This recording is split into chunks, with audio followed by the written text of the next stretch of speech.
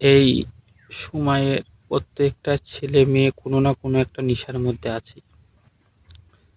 নেশা মানে যে শুধু মানে মদ বা বিয়ার বা বিড়ি সিগারেট এইগুলো যে নেশা তেমন না।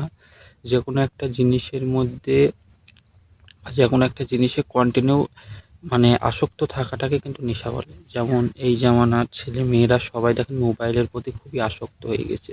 এই নেশাটা কিন্তু মদ গেঁজা বা আমাদের যে বিড়ি সিগারেট আছে তার থেকেও কিন্তু খারাপ নেশা। সারা রাত ফোন দেখছে, আবার ঘুম থেকে ওঠার সাথে সাথে কিন্তু ফোন। সারাটা দিন যদি 24 ঘন্টার মধ্যে হিসাব করা হয় 20 ঘন্টায় কিন্তু ফোনের সাথে সময় কাটাচ্ছে। ছোট বাচ্চা থেকে শুরু করে বড় সবাই বিড়ি সিগারেট মদ গাঁজার থেকেও একটা খারাপ নেশা হয়ে দাঁড়িয়েছে এই মোবাইলের নেশাটা। তো এটা আমাদের একটু কমানো উচিত।